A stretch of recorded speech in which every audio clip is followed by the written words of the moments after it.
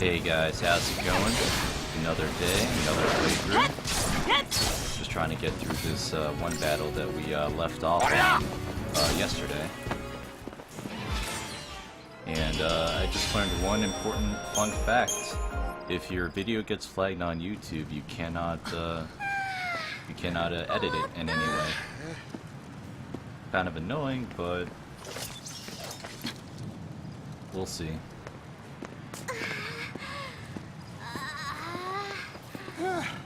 やれやれだ。おい、もう行くのか。追っ手が来る。そんなことは分かってるが、こっちは素人なんだ。あんたのペースにはついていけねえよ。愚痴る元気はあるんだな。たく。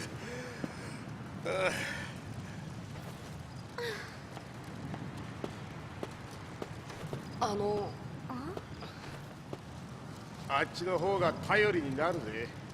すいません。ね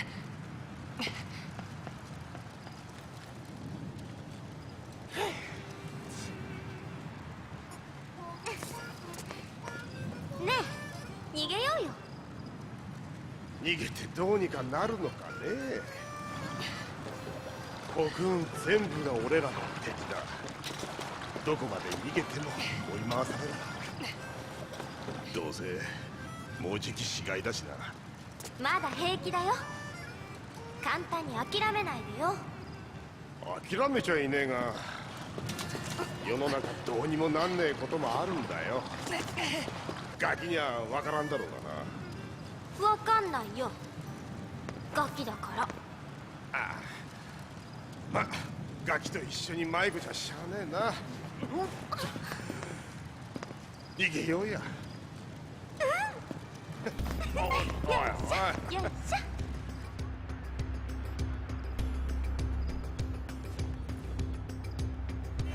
Alright.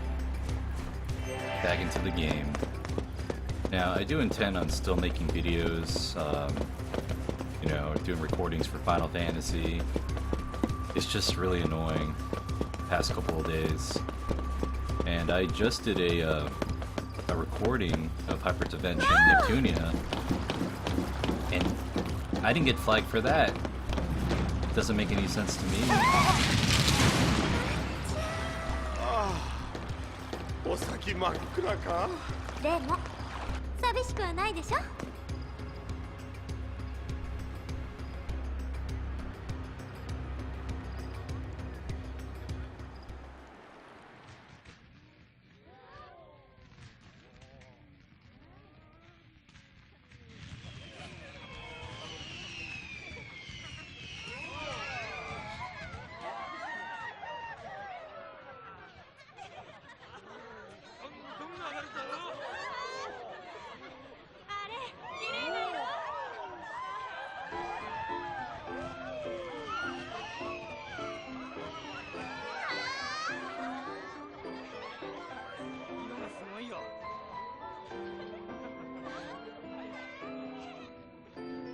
Like, is she praying or something?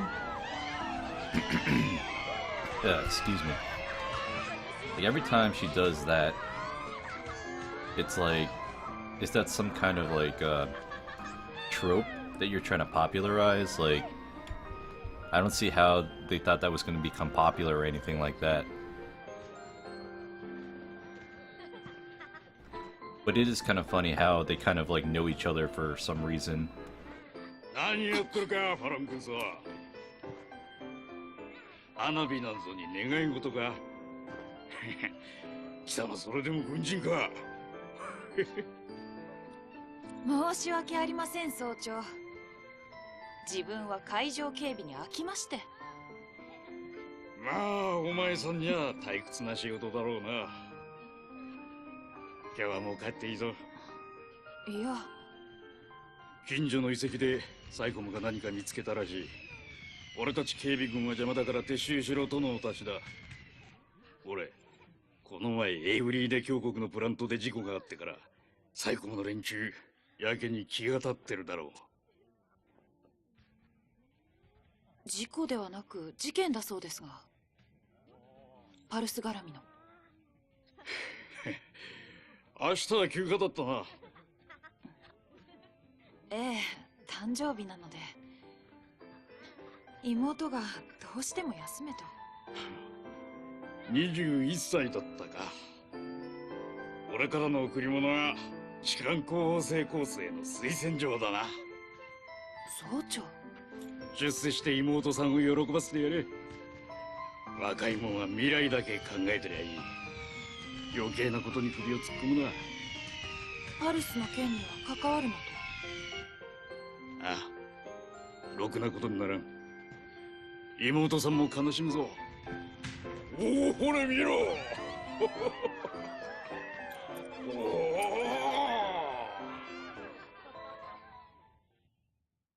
あんたが正しかったよ、総長。See, like, her voice actually sounds 他は more 多 human. 分後から待ちますか。ついてくる気なら追いつくさ。I mean, I'm not so sure who the voice actress for Lightning was in the English version, but it's quite telling the difference between Japanese voice acting and English voice acting. Again, I'm not saying, you know, English dubs are bad. I just think that some are done better than others, and in this case, in the English release of this, I wasn't really a fan of her voice actress at all. But listening to it now, it seems like there was more emotion, at least in the Japanese actress's tone. So that cutscene, I mean, I felt more empathetic. You know, she didn't sound like this monotone type character. Kind of like how the Lightning in the English version was portrayed, having this like cold exterior, this cold personality. But here, I do sense like, you know, that coldness, but at the same time, she kind of has like an emotion behind how she speaks. So there's a clear distinction here, and I kind of do appreciate the game a little bit more for you know, listening it in its original Japanese language. The same cannot be said about Vanilla. Like, her character is just annoying in general. And her choice of character design is very questionable too. Like the whole mannerism she has with her fingers. I don't know. But yeah, I mean, I think that if they had released this with dual audio in the beginning, I think I wouldn't have been so critical about the voice acting in the game. But I'm the type of guy that will play or watch something in its original language format. Like, I feel like if something is in Japanese, or if it's like an anime or like a video game that was written in Japanese, I think it's going to sound better, obviously, in its native tongue. And I've talked about this before. You know, if you watch like a native, or not native, international film, for example, from like Sweden, of course it's going to sound better in Swedish. It's kind of like those old Bruce Lee movies where they actually did English dub. English dub was done pretty bad, but that was in the 70s, so they didn't really have a lot to lose then.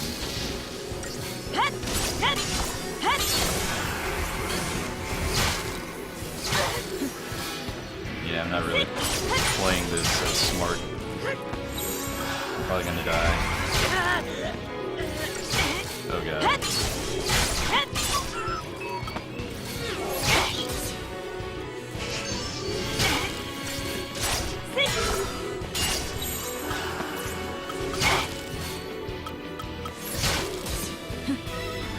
Again, I don't remember how I got so many potions and Phoenix Downs. I don't remember buying a whole lot of them, considering that Gil is such a limited quantity.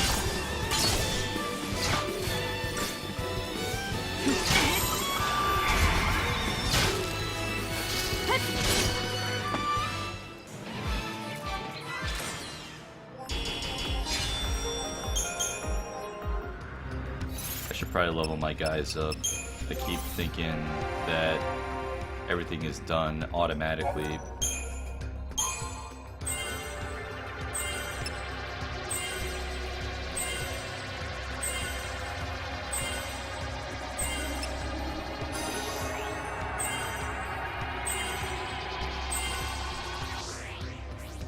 Yeah, I usually make her a melee class, and I usually put healing into Hope, as well as some offensive magic, so black magic.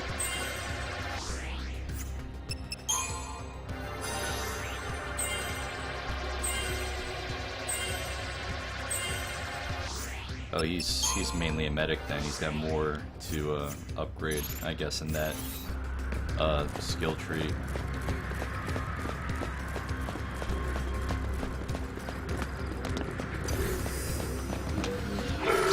I should probably invest in some better weapons too and start crafting, because it's around this time where things get a little bit more diverse.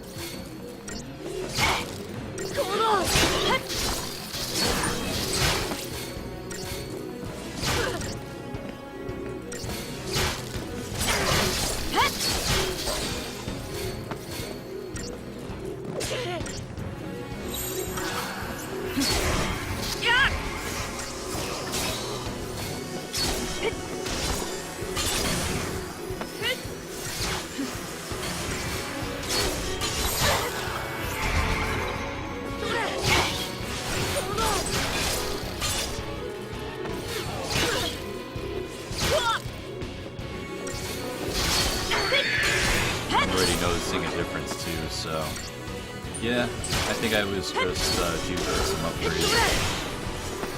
I'm definitely surviving more, dealing more damage.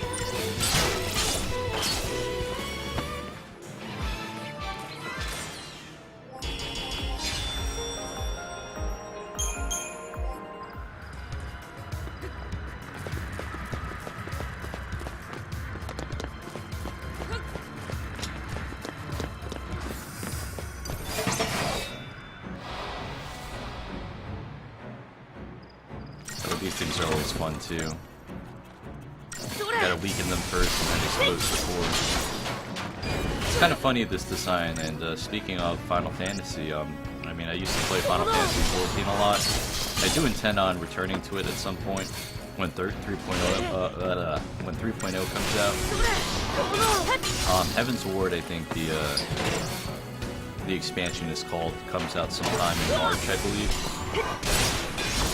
But yeah, Final Fantasy 14, it seems like they took a lot of the monster design from this game. Like, these guys are actually in Final Fantasy 14 in some of the dungeons, especially in the coil, the Binding Coil Bahamut. They're called Clockwork Soldiers, and they also have the larger ones too. Like, a lot of other robots are in the game as well. So I'm not so sure if that was a coincidence or maybe if it was like, you know, in reverence to this game, but I mean, Final Fantasy has always been known for recycling monsters, like the bombs, the behemoths, the tonberries, but I just found it quite interesting that in Final Fantasy 14 they decided to choose some of the monsters from this game, and I mean, quite frankly, not many of the monsters here are notable, in my opinion.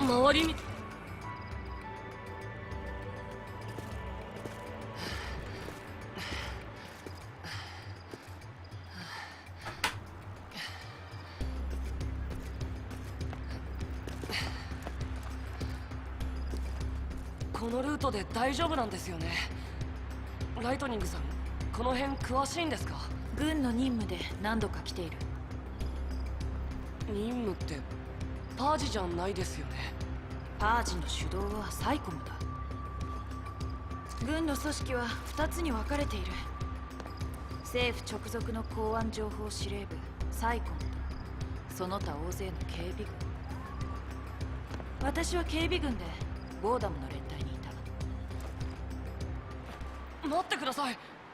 パージに関係ないのになんであの場所に？乗り込んだ。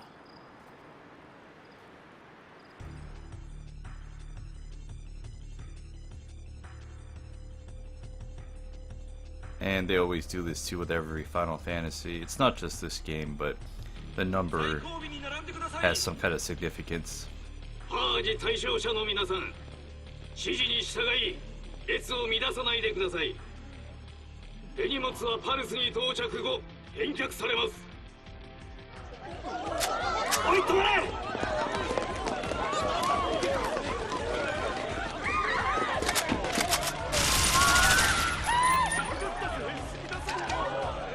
列から離れないでください。皆さんの安全のためです。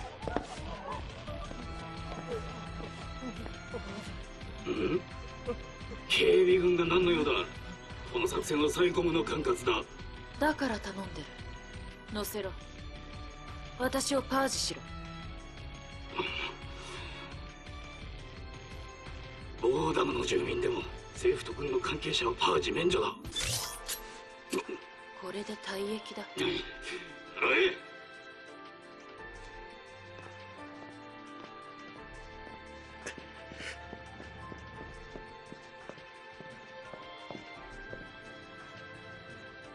姉ちゃん。いや、姉ちゃん。何者だ。パージ志願さ。その割におとなしくパージされますって目じゃねえぞ。トラブルが嫌なら次の列車に乗るんだな。Oh man.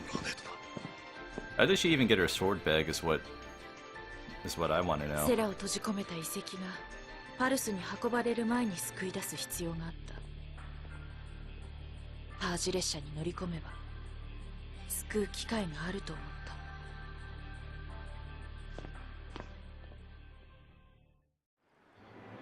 た。妹さんを助けるために自分から。すごいですね。僕には絶対できないです。できるできないの問題じゃない。やるしかなければやるだけだ。強いからそんなこと言えるんですよ。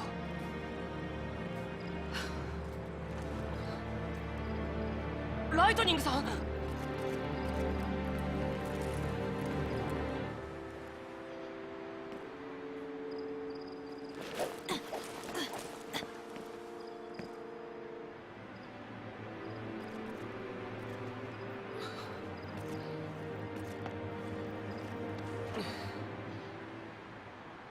母さん。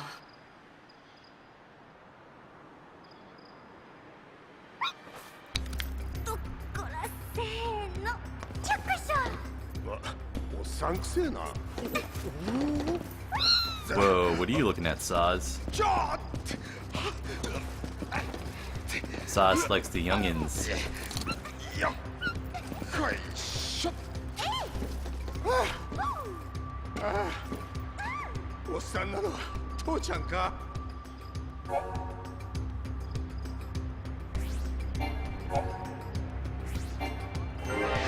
Alright, so she went on ahead, and yet I'm ahead of her. Cool. But yeah, it looks like Saz likes the young chicas. I know what you were staring at. Actually, how can you even like see what's under there? I think she was plenty covered, I think. 2体の機械が戦ってる。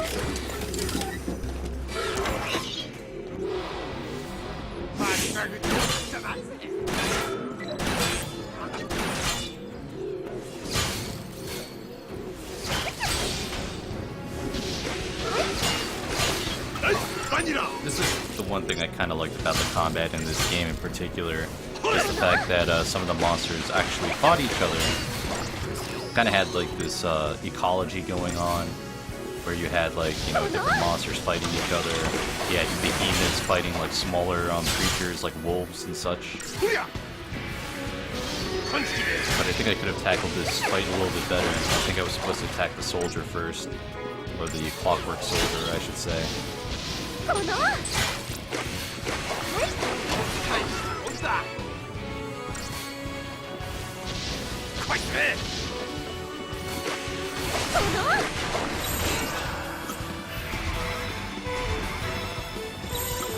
悪いな、バニラ。任せときな。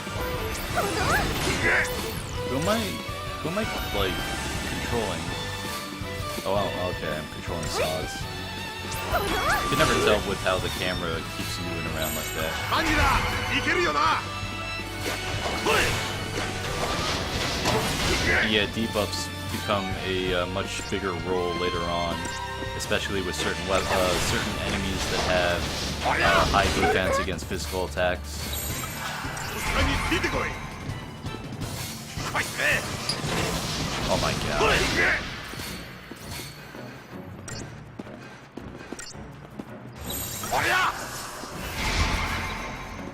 Yeah, I'm definitely not getting the high mark for this.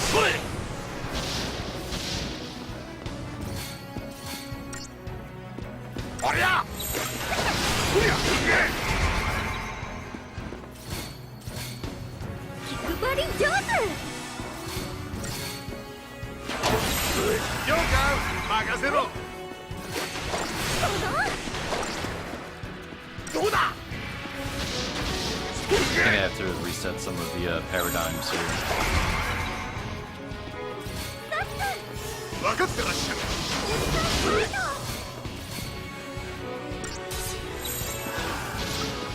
アニラいけるよな。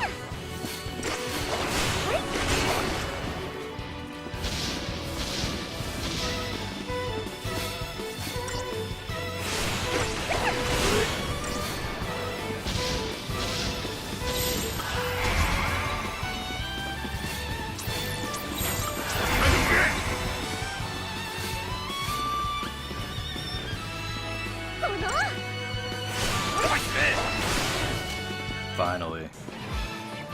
Yeah, that took way too long than I wanted it to.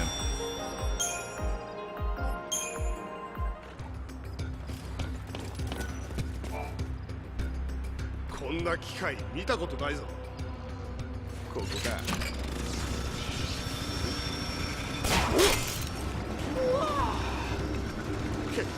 計算通りってなもんよ。 Yeah, and like stuff like that, like minor stuff like this, kind of had a lot of potential in terms of puzzle solving. And as we discussed in previous other videos, the puzzle solving element in here is non-existent. All right, so this time around, I'm gonna attack the fucking clockwork soldier, or the pulsework soldier, I should say. Yeah, attack him first. Nice.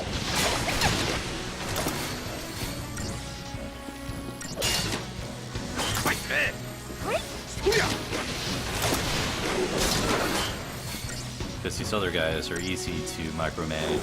So in these type of situations, it's better to attack the strongest one, or I guess the one that would take forever to kill, maybe. I guess in certain situations it differs.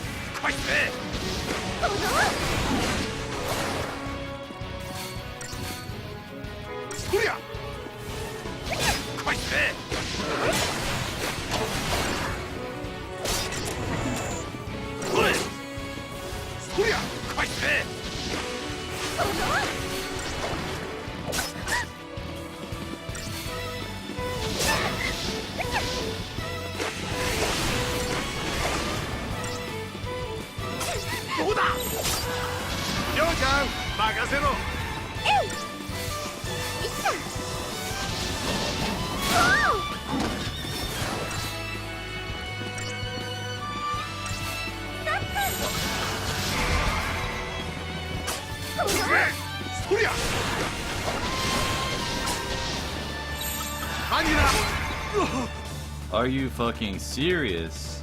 Just gonna move my mic a bit here. There we go. That's just ridiculous. But again, the continues here a little bit more forgiving.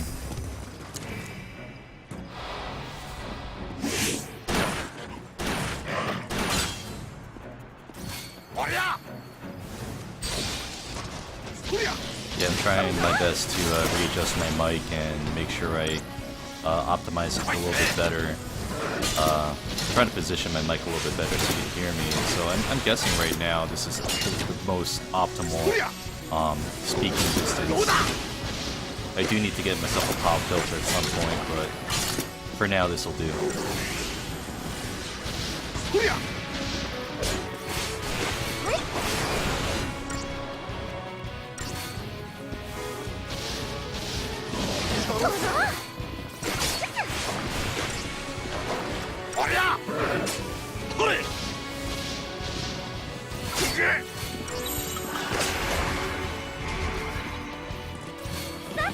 Trying to get that like sweet spot too, where you don't like hear any of my breathing, because I know sometimes I'll sigh or just breathe in general. You don't hear me breathing. Kind of weird. That's another like weird fear of mine. I don't like hearing my own breath, and I don't like hearing my own heartbeat. I get kind of like squeamish when that happens.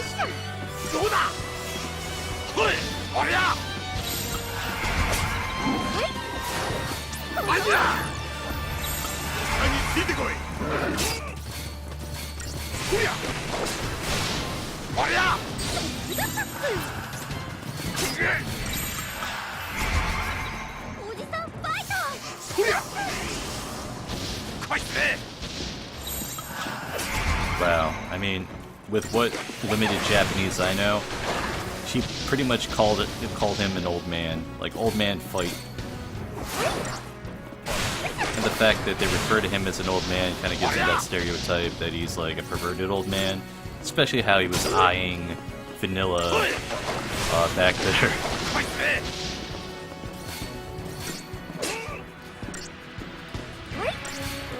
I actually don't really know the girl's age that much. She's probably like 16, 17. They're typically that young. Actually, I think in Final Fantasy VIII, they were the youngest they could possibly be in that particular game. Because I remember, like, everyone was like 17. Like, Squall was 17, Cypher was like 18, Renoa was 17. Like, it seemed like everyone was 17. Kind of weird.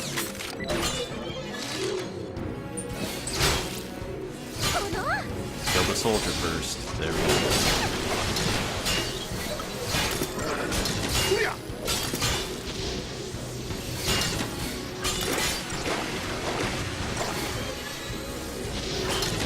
This in itself is pretty much like a tutorial, pretty much. Like while they're attacking that one guy, you pretty much pick off the other ones. And I guess in this case it would be better to take out the clockwork guy before anyone else.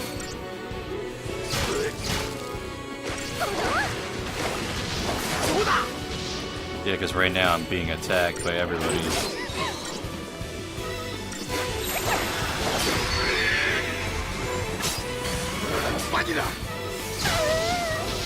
Oh no. I'm probably gonna die here.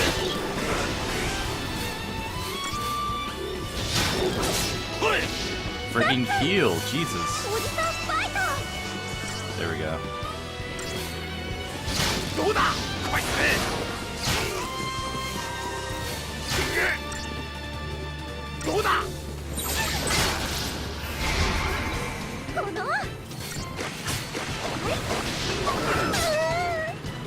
Wow.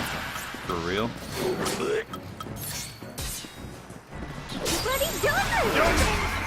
Oh my god, this is so annoying. I'm starting to take back what I said before about this game being easier. It definitely isn't. At least I don't remember it being this hard.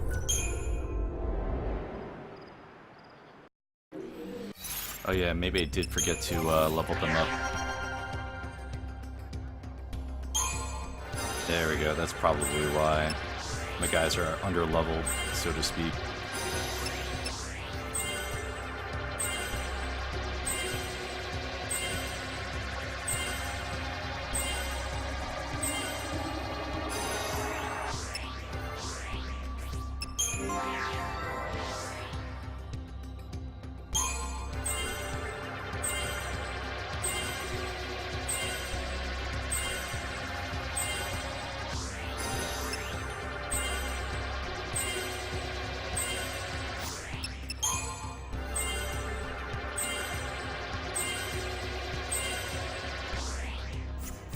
Alright, now it should be fine.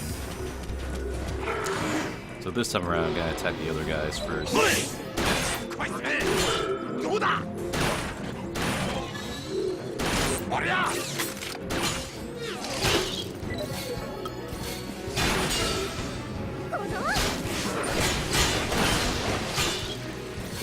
There we go.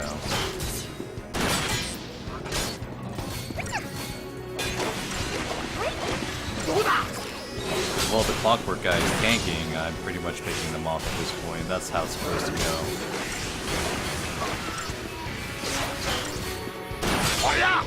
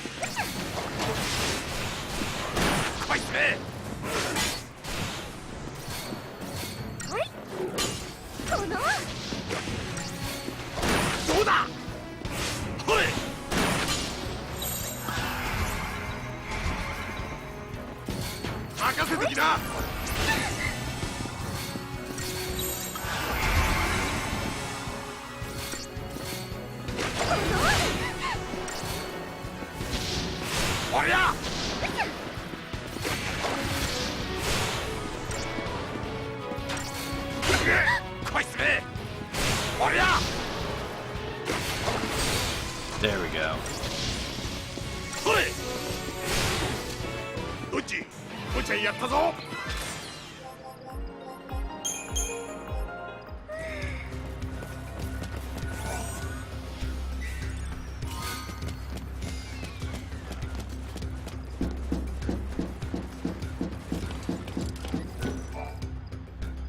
今度はこれかあれ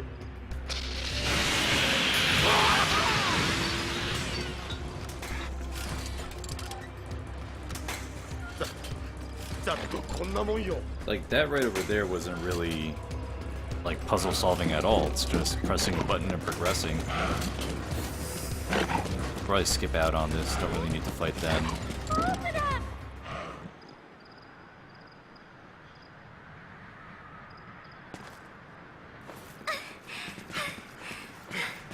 見つけた姉ちゃんは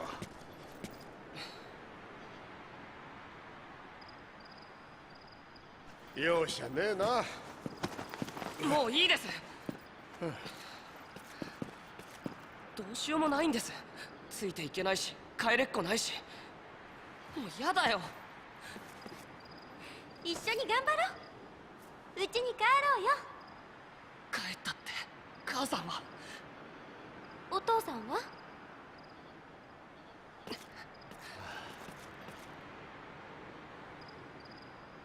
Guy clearly has daddy issues.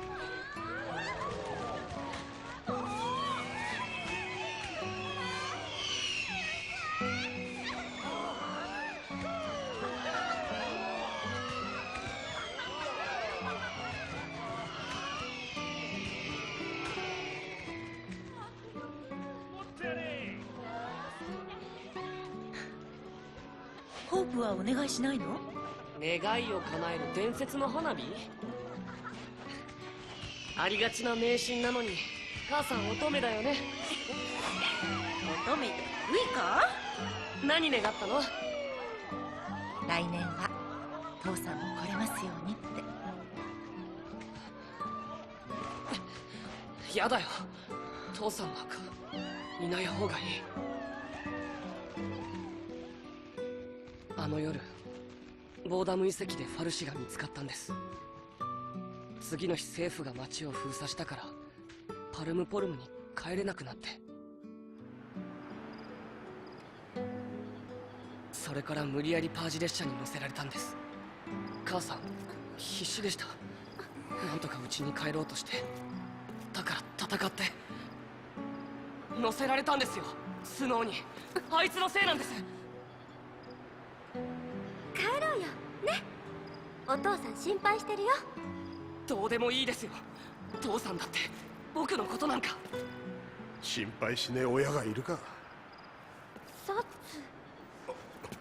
なんでもね Character development. え。あ、ほら行こう。こいつは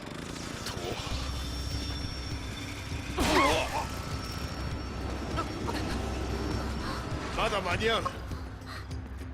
うちに返してやるからな。親父さんも必ず喜ぶ。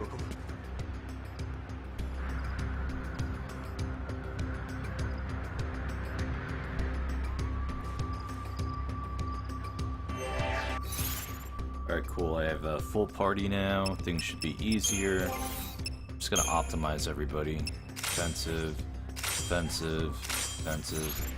There we go. I mean, if anything, I kind of also appreciate the simplicity, especially for a playthrough like this that it's supposed to take like a really long time. It is an RPG, so.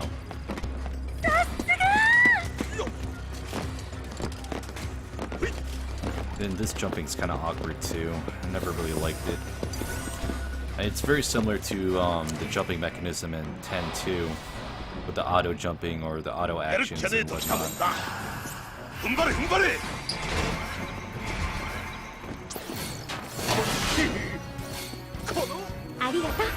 Pretty much buff everybody, debuff the enemy here.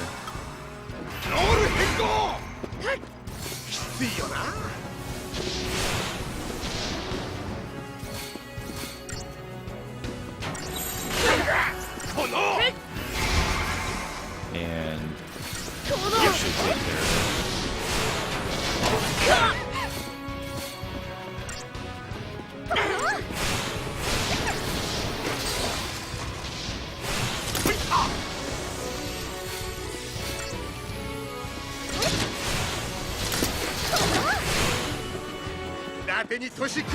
of it. Definitely better when you have multiple casters in the party.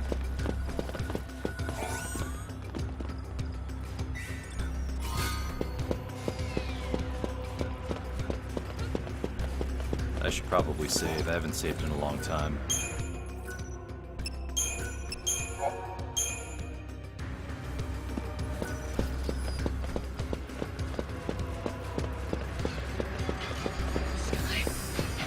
Uh-oh. Spaghetti-o. Come on, bro. Now this is what I like. 3 against 1.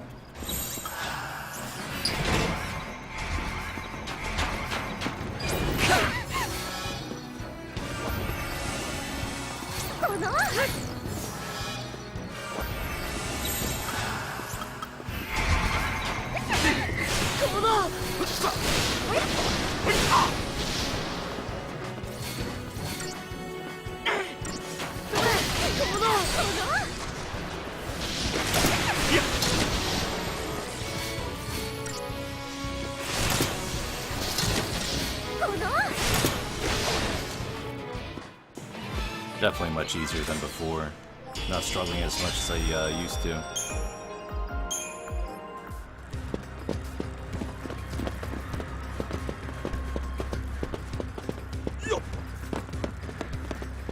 Oh, I didn't even have to fight him, too. Nope, nope, nope. I gotta fight you guys.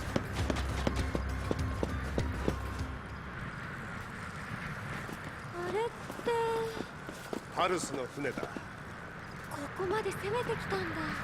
来てねえよ。戦争の時もその後もパルスの軍勢が国運の中まで入れたことはね。外角を傷つけただけで政府のパルスに追っ払われた。歴史の授業は居眠りか？まあね。じゃあなんでパルスのものがあるの？木種戦争の影響でハングドエッジのような外角に近いエリアに人が住めなくなった。そこでファルシはパルスから異物を引き上げてコクーンの中に新しい土地を作った。その時の余りですよ、こういうゴミは。ゴミの中にパルスのファルシだのなんだの余計なもんが混ざってたんだな。そうだね。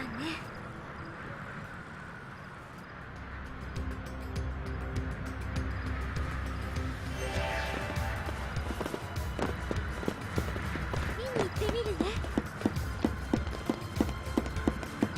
うろちょろしねえで目の届くところにいろよ。It's probably a chest right over here, I think. Nope, no chest.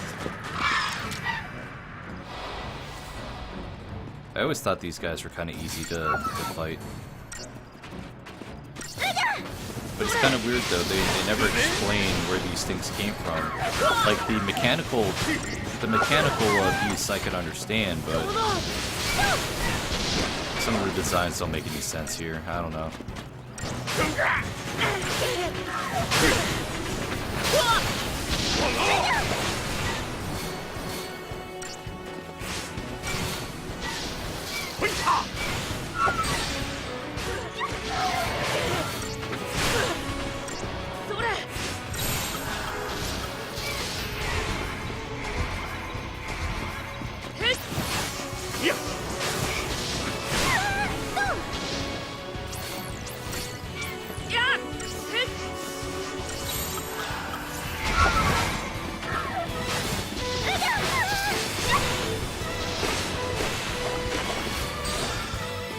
Nice.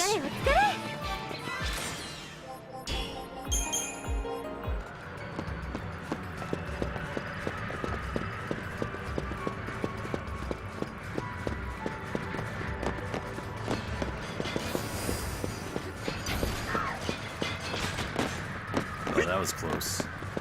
調べましょうか。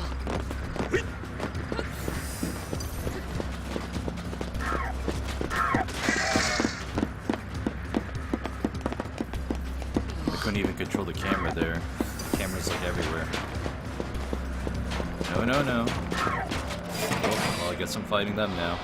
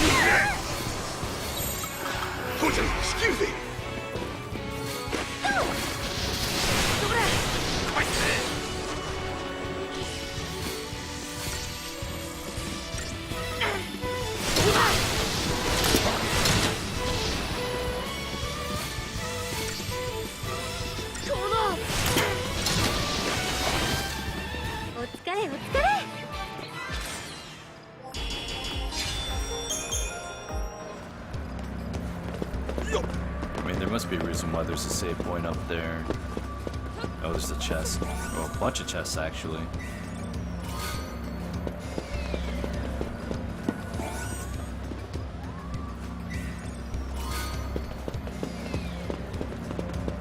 I'm also trying to get the achievement for, like, collecting all the items.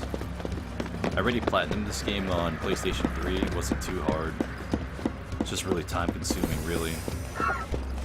Kind of sucks though, because achievements don't really mean much, but I do like collecting them.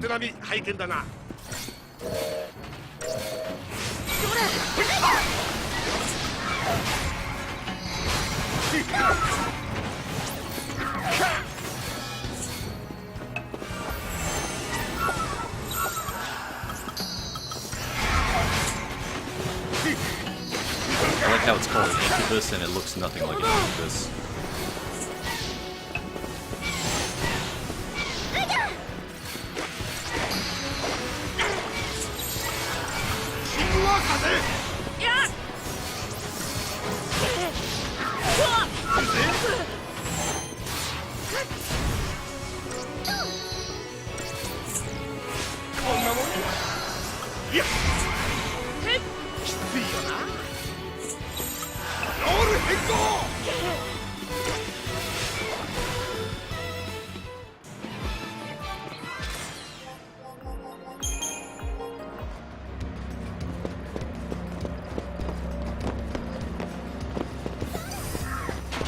Nope, I don't want to fight, I don't want to fight, I don't want to fight. I guess I'm fighting. See, some of these battles are, I mean, they pretty much force you into doing it. Doesn't really give you that choice, and if anything, it's like I talked about before, gives you that that illusion that you do have choice to flee from battle or to choose your battle, so to speak. Sucks.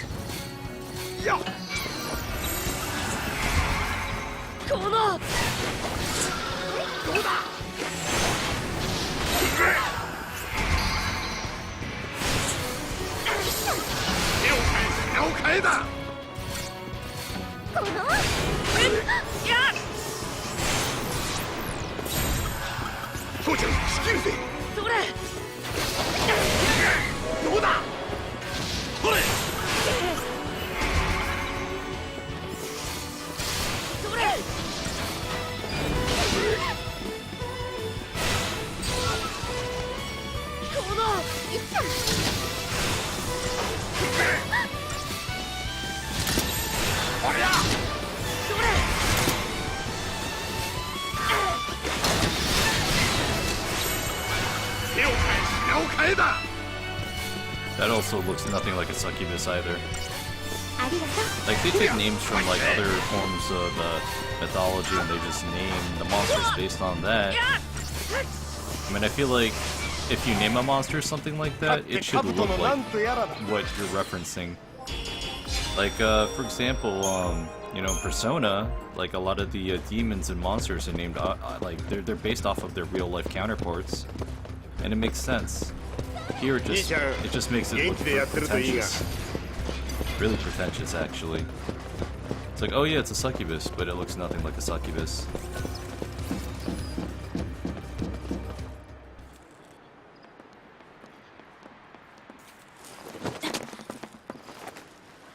Where'd you come from? 一緒に行こ素直じゃねえな。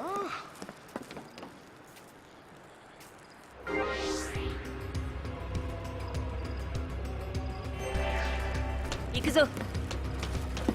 Was it really necessary to, like, do that? That cutscene didn't make any sense. But I think we're nearing closer to the Odin fight. Should be interesting, I guess. It should be easier too, if I remember correctly.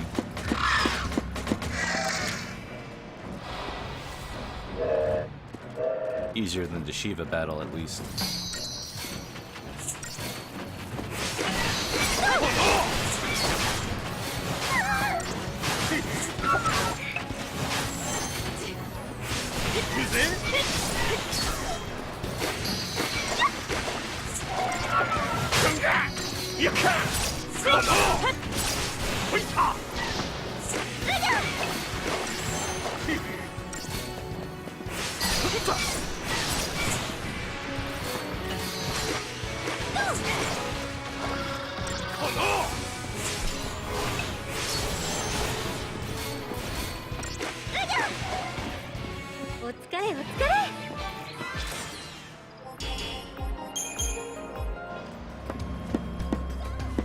Also, one thing I noticed too, a lot of the weapons here tend to fold into each other.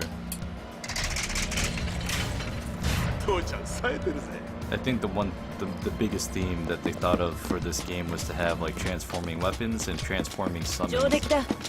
And again, that's another Japanese trope, having the ability to transform at will or whatnot. Guess I'll have to fight these guys if I want to get that chest.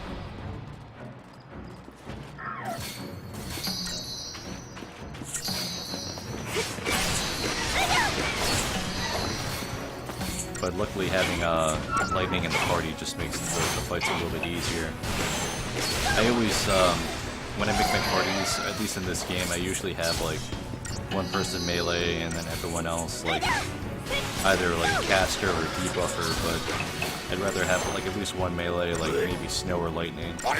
But I remember my main team from, well, on the PS3 version was lightning, fang, and Vanille. And I think that was a pretty solid team, I think. I never really used Snow or Hope that much, or Zaz for that matter. Only because the characters didn't really interest me that much, but the only reason why I had Vanille in there is because she's one of the better healers. Hope is also a really good healer as well, so... I don't know, I think of the lesser evils, I'd rather have Hope in my party. And... these fights are really annoying too. It's like, if you want the chest, you're gonna have to fight these guys. Maybe this is their way of like bottlenecking you into grinding. Maybe for people that don't like to grind, this is their way of making them, you know, try to get some extra EXP, level up. And more likely than not, the items you get are not really that great. I mean, all the other good items you get around the end game portion, where you're doing all the hunts and stuff. Here, the items don't really matter that much, but like the collector I am, at least in RPGs, like I have to have every single piece of treasure that's coming across. There's no way around it. Like, I have to have it. Otherwise, I feel the game is incomplete.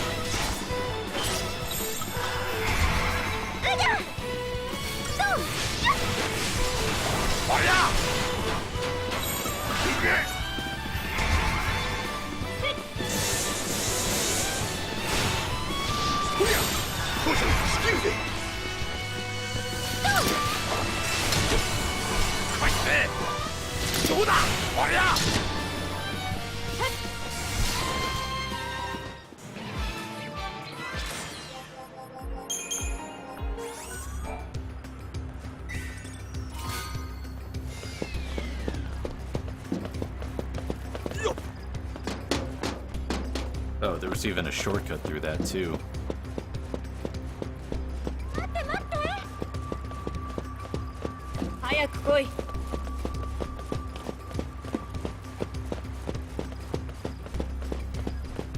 Yeah, I think this is the part where you fight Odin.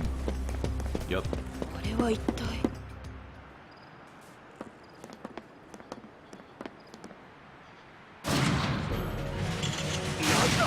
Oh, never mind.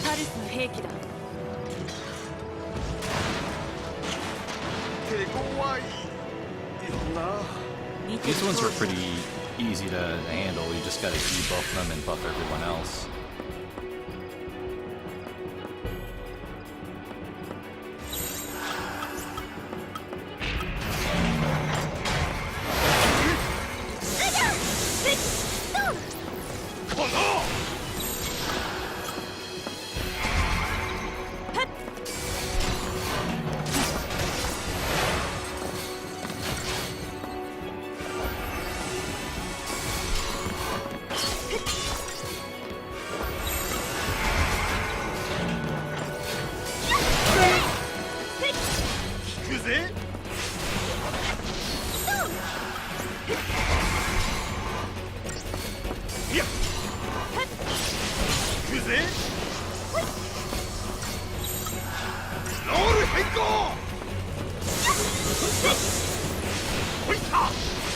Oh yeah, these things can actually remove their status debuffs.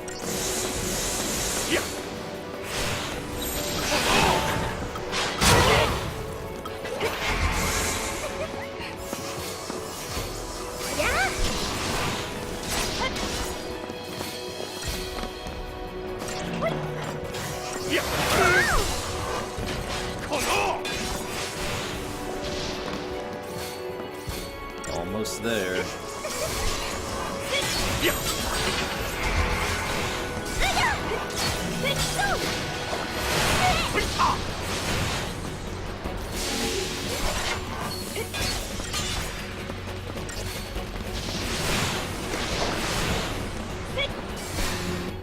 Nice.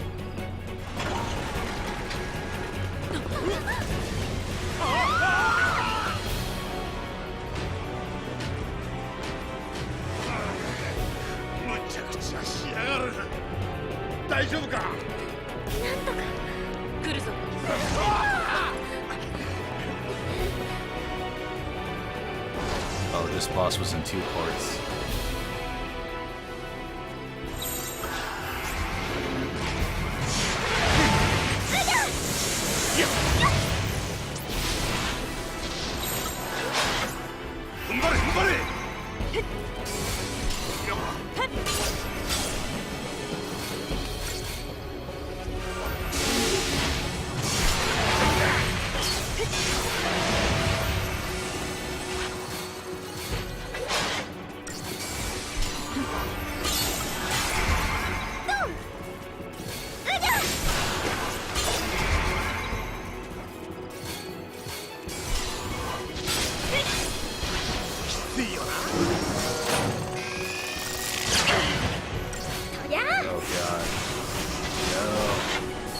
Like the worst possible thing that could happen.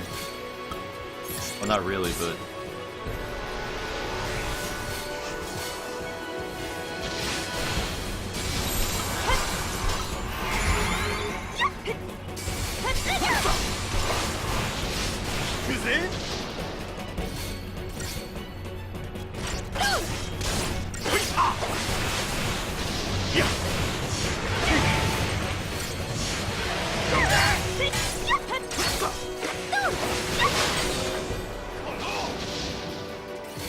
just die already.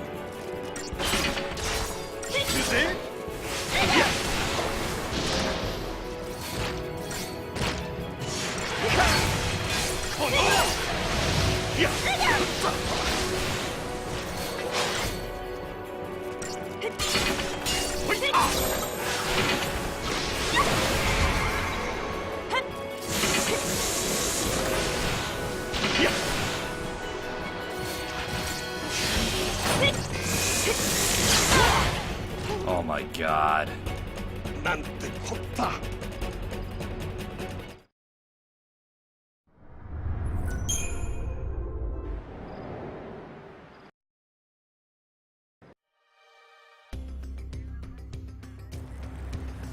Oh my god, I guess start from here again.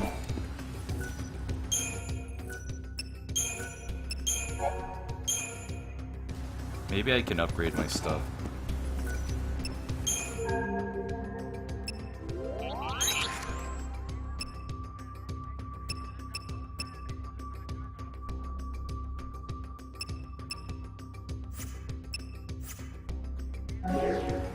It's not that big of a difference.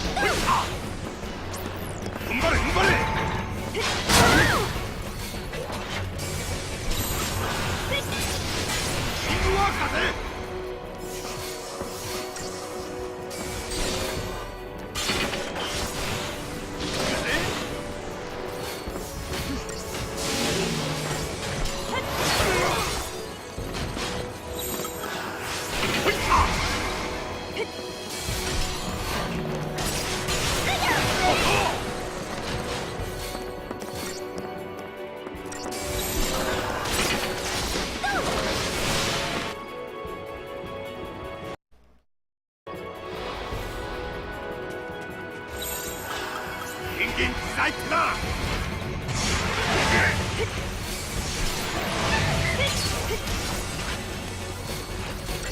おい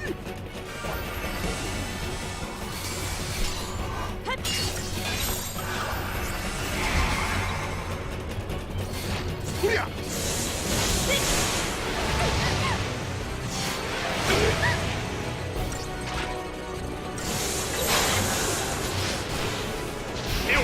名を変えだ。ありがとうな。怖いね。おりゃ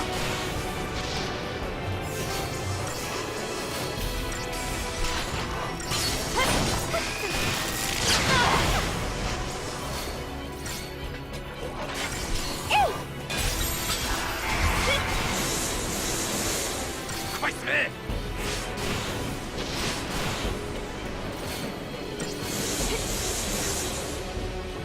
この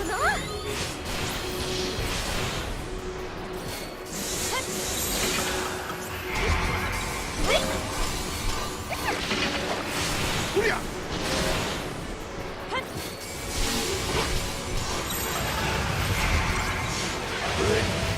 おりゃポチッとおりゃおいこのお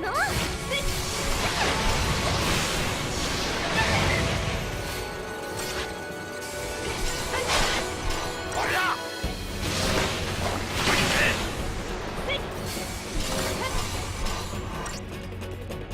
このおりゃおい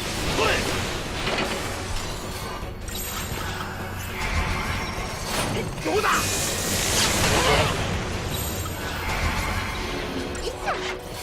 謝感激だ。おい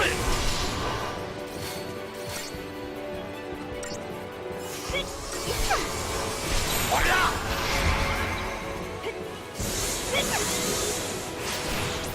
おい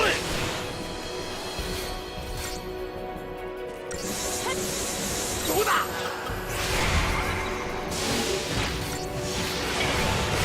おりゃおりゃ Finally. It's all about debuffing and buffing. パルスにはこんなのが山ほどいるんだろ。さあな。軍でもパルスの情報は極秘扱いだ。現場の兵士は無知同然さ。らしいな。敵を知らねえで戦えるのか。敵は敵だ。シンプルな子って。迷わなくて済む。迷わなければ戦えますか。だから生き延びてる。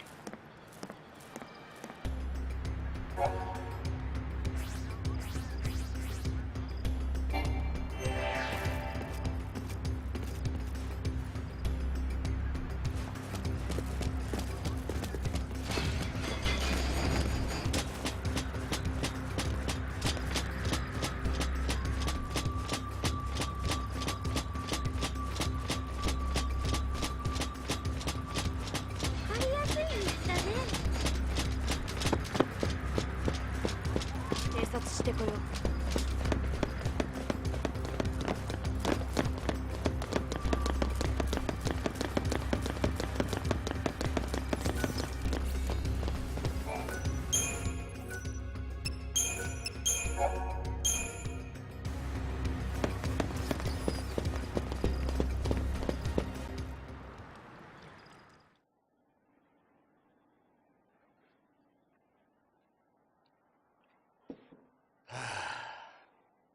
俺らに未来はあるんだかな。ろくな未来は見えないな。行くあてもねえしな。あるさ。うんあそこだ。エデンだと。政府の中枢じゃねえか。勇ましいね。殴り込みでもかけよってか。正気か。逃げ続けても狩られるか死骸だ。ルシの逃げ場はどこにもない。なら国運の敵らしく政府に食いついてやるよ。冗談じゃねえぞ。ああ、冗談じゃないね。パルスのファルシがセラをルシにした。守れなかった私もルシでコクーンの敵として政府に追われてる。だが政府の裏に何がいる？ファルシだ。コクーンを支え人間を導くとかいうファルシエデンだ。パージュを命じたのもそいつだろうさ。パルスのファルシだろうが政府のファルシだろうが、ファルシどもにとって人間は道具だ。私は道具で終わる気はない。じゃあどうすんだ？ぶっ潰す。一人でか？無茶言うな。万一うまくいってもパルシエデンはインフラの中核だ。あれに何があったらコクーンはガタガタに。壊したいのか？パルスのルシだからってコクーンを壊そうっつうのか？ダメ。セラを忘れたの？コクーンを守れって言ったじゃない。守るのが使命かもしれない。使命は関係ない。私はファルシの道具じゃない。生き方は自分で決める。死に方じゃねえのか？迷っていても絶望だけだ。進むと決めれば迷わずに済む。安心しろ。敵は政府だ。世界を滅ぼす気はないさ。滅ぼしそうになったらあのバカが止めに来るかな。スノーと戦うってのか？次に会ったら敵同士かよ。お前たちともそうなるかもな。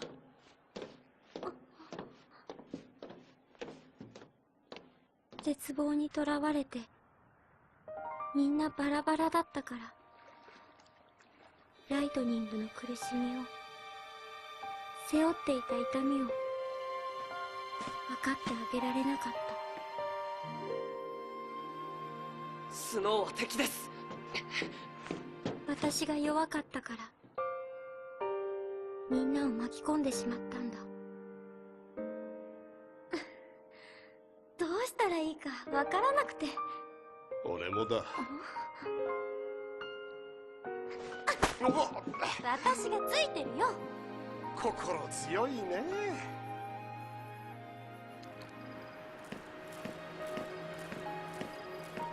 待ってください。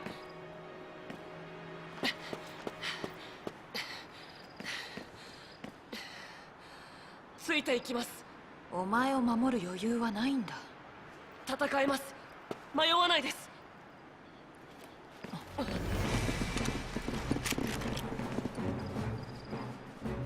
サイコムの抹殺部隊だ。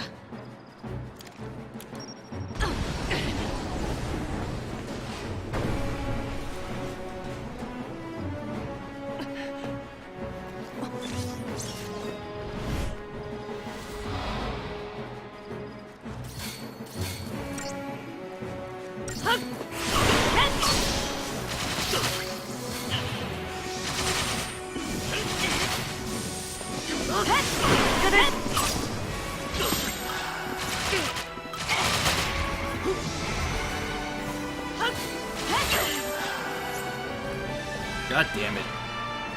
認められるか。 I'm just getting a little cocky now, a little more impatient.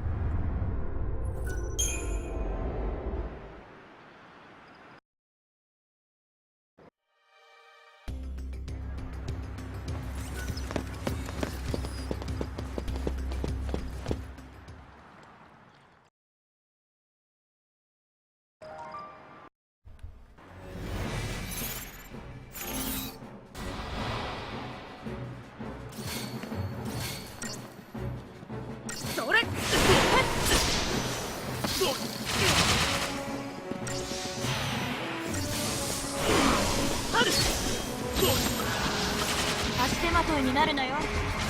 よっ。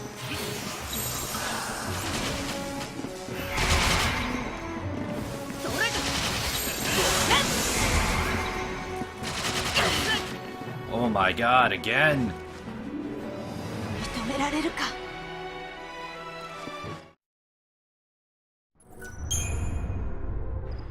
I don't like how the rules are set up in the beginning. Like, I know later on you can choose what paradigm shifts to create.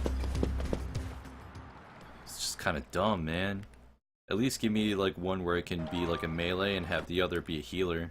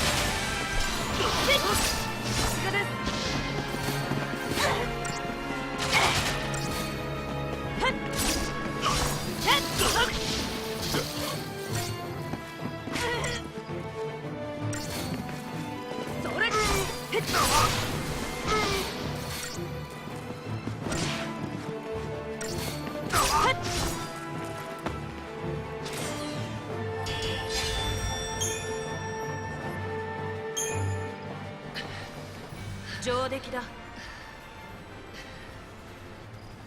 ありがとうございます。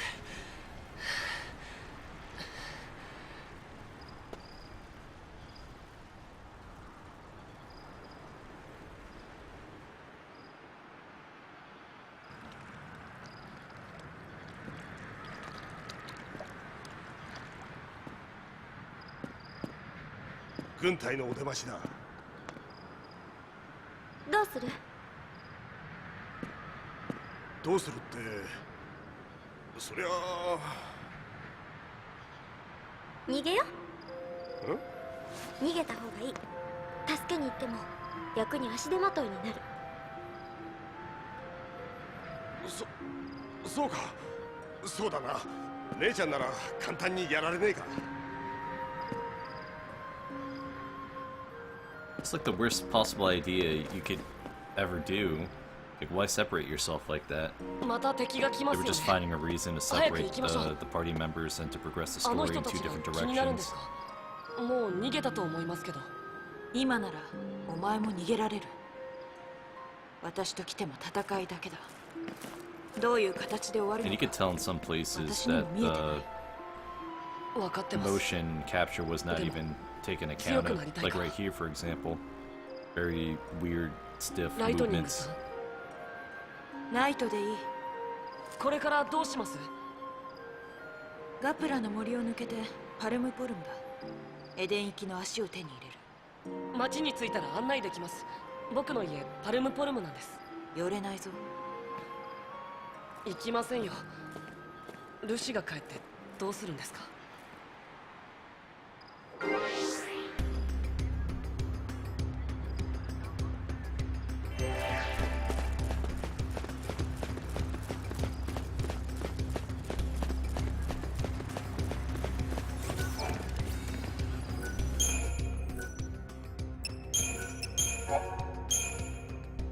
Alright guys, I think I'm gonna end it here.